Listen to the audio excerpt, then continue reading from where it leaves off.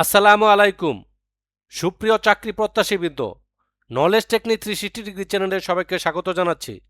সমাজসেবা অধিদপ্তরের পরীক্ষার প্রস্তুতি নিচ্ছেন? তাহলে আজকের এই ক্লাসটি আপনার জন্য অত্যন্ত গুরুত্বপূর্ণ। আজ আমরা এমন কিছু প্রশ্ন, শর্ট টেকনিক ও পরীক্ষায় আসার সম্ভাবনাময় বিষয় আলোচনা করব, যা আপনার প্রস্তুতিকে আরও শক্তিশালী করবে। তাই ভিডিওটি শেষ পর্যন্ত দেখুন। তার আগে বলে নিচ্ছি, আপনি যদি আমার চ্যানেলে নতুন হয়ে থাকেন, please click the subscribe button.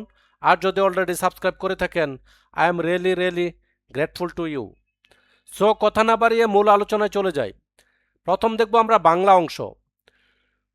Question number 1, সন্ধি ব্যাকরণের কোন অংশে আলোচিত হয়? উত্তর হচ্ছে ধ্বনিতত্ত্বে। ব্যাখ্যাটা আমরা দেখব। সন্ধি শব্দের অর্থ হচ্ছে মিলন। যেহেতু এটি ধ্বনির সাথে ধ্বনির মিলন ঘটায়, তাই এটি বাক্যের ধ্বনিতত্ত্বে আলোচিত হয়। সন্ধি শব্দের অর্থ হচ্ছে মিলন। যেহেতু এটি ধ্বনির সাথে ধ্বনির মিলন ঘটায়, তাই এটি ব্যাকরণের ধ্বনিতত্ত্বেই আলোচিত হয়। কোশ্চেন নাম্বার 2, মাছরাঙ্গা কলঙ্ক বাগধারাটির সঠিক অর্থ কী? অনেক অপরাধীর মধ্যে কেবল একজনকে দোষী সাব্যস্ত করা। ধরেন অনেক অপরাধী আছে এখানে, তার মাঝখান থেকে একজনকে দোষী সাব্যস্ত করা হলো। এটার ব্যাখ্যাটা আমরা দেখব। সমাজে অনেক বড় বড় অপরাধী আড়ালে থেকে যায়। যারা প্রভাবশালী বা টাকা পয়সা থাকে বেশি, তারা কিন্তু অনেক আর বা মানুষের ডর ভয়ে অনেক কিছু বলতে পারে না। কিন্তু কোনো এক ছোট বা চুনিপুটি অপরাধী ধরা পড়লে তাকে নিয়ে যে কলঙ্ক তৈরি হয়, তাকেই বলা হয় মাছরাঙ্গা কলঙ্ক। কোশ্চেন নাম্বার 3, সমাস শব্দের অর্থ কী? এটি ব্যাকরণের কোন অংশে আলোচিত হয়? উত্তর হচ্ছে সমাস শব্দের অর্থ সংক্ষেপণ বা একাধিক পদের একপদীকরণ। এটি ব্যাকরণের রূপতত্ত্ব বা শব্দতত্ত্বে আলোচিত হয়। একটা কথা বলে রাখা ভালো, সমাজসেবা অধিদপ্তর নিয়োগ নির্বাচনী পরীক্ষার বাছাইকৃত প্রশ্নের ব্যাখ্যা সহ পিডিএফ পেতে যোগাযোগ করুন আমাদের দেওয়া এই হোয়াটসঅ্যাপ নাম্বারে। অর্থাৎ যদি আপনি সময় বাঁচিয়ে পরীক্ষার জন্য একটি পরিপূর্ণ রিভিশন ম্যাটেরিয়াল চান, তাহলে এই পিডিএফটি আপনার জন্য খুবই সহায়ক হবে। যদি কেউ নিতে আগ্রহী হন, তাহলে অবশ্যই আমাদের দেওয়া এই হোয়াটসঅ্যাপ নাম্বারে যোগাযোগ অথবা SMS করতে পারেন। এবার দেখব ইংরেজি অংশ বা ইংরেজি পাঠটুকু। কোশ্চেন নাম্বার 1, হি ইজ দেশ ইউরোপিয়ান। এখানে সঠিক উত্তর হচ্ছে এ। ব্যাখ্যাটা আমরা দেখি। সাধারণত বাওয়েল ই ও ইউ দিয়ে শব্দ শুরু হলে এন বসে, কিন্তু বাওয়েলের উচ্চারণটা যদি ইউ বা ওয়াই এর মতো হয়, তবে তার পূর্বে কিন্তু এন না বসে এ বসে। এখানে এই জন্য যেহেতু ই ইউরোপিয়ান, ইউ এর মতো উচ্চারণ হচ্ছে, সুতরাং এখানে এন না বসে কি বসবে? এ বসবে। Question number 2, identify the correct sentence. Each of the boys gets a prize. Each of বা ওয়ান অফ বা নাইদার অফ, তিনটা ওয়ার্ড খুবই ইম্পর্টেন্ট, মনে রাখবেন। ইচ অফ, ওয়ান অফ বা নাইদার অফ, এরপরে নাউন বা প্রোনাউন যেটাই বসুক, সেটা যদি প্লুরাল বহুবচন হলেও এর পরবর্তী ভার্বটি সবসময় সিঙ্গুলার বা একবচন হয়। তাই গেট না হয়ে গেটস হয়েছে। সাধারণত ভার্বের সাথে অ্যাজ বা ইয়ার যুক্ত হলে সেটা কিন্তু সিঙ্গুলার ফর্ম। মনে রাখবেন, ভার্বের সাথে অ্যাজ বা ইয়ার যুক্ত হলে সেটা সিঙ্গুলার ফর্ম। কখন এস বা কখন ইয়ার যুক্ত হয়?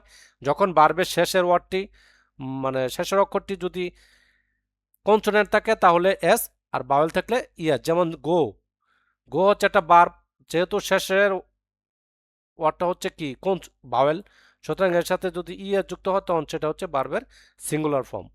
যেহেতু গেটের শেষে টি আছে, টি এর, সুতরাং সেটার সাথে কি বসবে? এস বসবে। এক কথায় ভার্বের শেষের অক্ষরটা যদি বাওয়েল থাকে তাহলে ইয়াস, কনসোনেন্ট থাকলে এস যুক্ত হবে, এবং এস যুক্ত হলে, এস বা ইয়াস যুক্ত হলে সেটা হচ্ছে বাওয়েলের singular form. What is the meaning of the idioms the to ends in smoke? এর অর্থ হচ্ছে টু কাম টু নাথিং, অর্থাৎ ব্যর্থতায় পর্যবসিত হওয়া বা কোনো ফল না আসা। অর্থাৎ কোনো কাজ করতে গেলে ব্যর্থতায় পর্যবসিত হচ্ছে বা এতে কোনো ফল না আসলে তখন সেটা, এটা যেহেতু একটা ইডমস, সুতরাং what is the meaning of the idioms to ends in smoke, এর উত্তর হচ্ছে টু কাম টু নাথিং, মানে ব্যর্থতায় পর্যবসিত হওয়া বা কোনো ফল না আসা। সমাজসেবা অধিদপ্তর নিয়োগ নির্বাচনী পরীক্ষায় বাছাইকৃত প্রশ্নের ব্যাখ্যা সহ পিডিএফটি পেতে যোগাযোগ করুন আমাদের দেওয়া এই হোয়াটসঅ্যাপ নাম্বারে। এবার দেখবো আমরা খুবই ইম্পর্টেন্ট একটা বিষয়, সেটা হচ্ছে গণিত অংশ। আপনারা সবসময় একটা কথা মনে রাখবেন, গণিত কিন্তু প্রায় প্রতিদিনই রেগুলার মানে রেগুলার, রেগুলার মানে রেগুলার, রেগুলার মানে রেগুলার আপনাকে এটা প্র্যাকটিস করতে হবে। মানে দৈনিক কমপক্ষে হলেও আপনি বাংলা ইংরেজি রিভিশন দেন তাহলে চলবে, কিন্তু গণিত রেগুলার করবেন, তাহলে আপনার চাকরি নখদর্পণে চলে আসবে ইনশাল্লাহ। গণিতের অংশটা দেখব। প্রশ্ন, একটি বাসে 4/1 ভাগ কাদায়, 4/1 ভাগ কাদায়, 5/3 ভাগ পানিতে এবং অবশিষ্ট 3 মিটার পানির উপরে আছে, বাসটির দৈর্ঘ্য কত? উত্তর হচ্ছে 15 মিটার। আমি অঙ্কটা এখানে করে দিয়েছি, আপনারা এটা একটু দেখে নেবেন, তারপর আমি বলে দিচ্ছি। কাদায় ও পানিতে মোট আছে 4/1 এবং 5/3 আছে কই? পানিতে। লসাগু এটি যোগ করলে এদের লসাগু হচ্ছে কত? 20। উপরে হবে 5 + 12/20, নিচে হবে 17 বাই কত সমান সমান কত? 17/20। মানে আপনি এটা এটা যোগ করছি, ভগ্নাংশ আকারে যোগ করলে আমাদের লসাগু করতে হবে। তাহলে 4 × 5 = 20 হচ্ছে লসাগু। তাহলে উপরে হবে কি? তাহলে উপরে হবে 5 + 12/20 সমান সমান 17/20 অংশ। তাহলে বাকি বা অবশিষ্ট অংশ থেকে একের থেকে এটা বাদ দিলে আমরা যেটা পাবো, এবং যে অংশটা পাবো এই অংশ প্রশ্ন অনুযায়ী এই অংশ সমান সমান কত? 3 মিটার। সুতরাং সম্পূর্ণ অংশ, সম্পূর্ণ বাসটি সমান সমান এত ভাগ 3 সমান সমান কি? 20 মিটার। এক ব্যক্তি বেতন প্রথমে 20% বাড়লো, এক ব্যক্তির বেতন প্রথমে 20% বাড়লো, তারপর আবার 20% কমলো। খুবই ভেরি ভেরি ইম্পর্টেন্ট অঙ্কটা কিন্তু, হ্যাঁ, ভেরি ভেরি ইম্পর্টেন্ট। এক ব্যক্তির বেতন প্রথমে 20% বাড়লো, তারপর আবার 20% কমলো, তার বেতনের শতকরা কত পরিবর্তন হলো? উত্তর হচ্ছে 4% কমলো। সহজ সমাধান হচ্ছে, মনে করি শুরুতে বেতন ছিল 100 টাকা, ধরে নেই আমরা 100 টাকা তার শুরুতে বেতন ছিল, যেহেতু 20% তাহলে শতকরা 20% যদি বাড়ার পর তার বেতন হবে কত? 120 টাকা।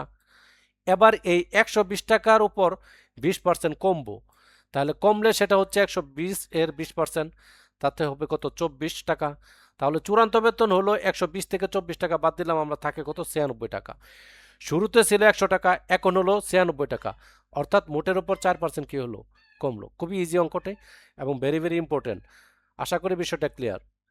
প্রশ্ন হচ্ছে, পিতা ও পুত্রের বর্তমান বয়সের অনুপাত 7:3 এবং 5 বছর পরে তাদের বয়সের অনুপাত হবে 8:3। তাহলে পিতার বর্তমান বয়স কত? প্রশ্নটা আবার বুঝি। পিতা ও পুত্রের বর্তমান বয়সের অনুপাত 7:2 এবং 5 বছর পরে তাদের বয়সের অনুপাত হবে 8:3। তাহলে পিতার বর্তমান বয়স কত? উত্তর হচ্ছে 35 বছর। সহজ সমাধান হচ্ছে, মনে করি পিতার বয়স 7 ক, পুত্রের বয়স হচ্ছে 2 ক। যেহেতু পিতা এবং পুত্রের বর্তমান বয়সের অনুপাত 7:2, সুতরাং পিতার বয়স 7 ক এবং পুত্রের বয়স কত? 2 ক। এটা আমরা ধরে নিচ্ছি আর কি। 5 বছর পর পিতার বয়স হবে 7 + 5 এবং পুত্রের বয়স হবে 2 ক প্লাস কত? 5। প্রশ্ন অনুযায়ী 7 ক + 5 / 2 ক + 5 সমান সমান কত হয়? 8/3। এবার কোনাকুনি গুণ করি, গুণ করলে আমরা এটা সমাধান করে যেটা পাবো সেটাই হচ্ছে আমাদের আনসার। আমরা এই অঙ্কটা করে দিয়েছি, আপনারা প্র্যাকটিস করবেন। এবার দেখব সাধারণ জ্ঞান ও সমাজ কল্যাণমূলক তথ্য। বিশ্ব সমাজ সেবা দিবস, ওয়ার্ল্ড সোশ্যাল ওয়ার্ক ডে কবে পালন করা হয়?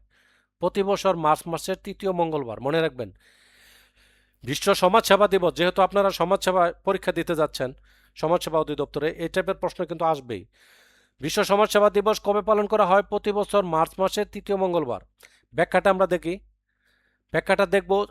ব্যাখ্যাটা হচ্ছে, বিশ্বজুড়ে সামাজিকদের অবদানকে স্বীকৃতি দিতে এই দিবসটি পালন করা হয়। সমাজসেবা অধিদপ্তরের পরীক্ষার জন্য এটি অত্যন্ত গুরুত্বপূর্ণ। মনে রাখবেন, এটা খুবই গুরুত্বপূর্ণ।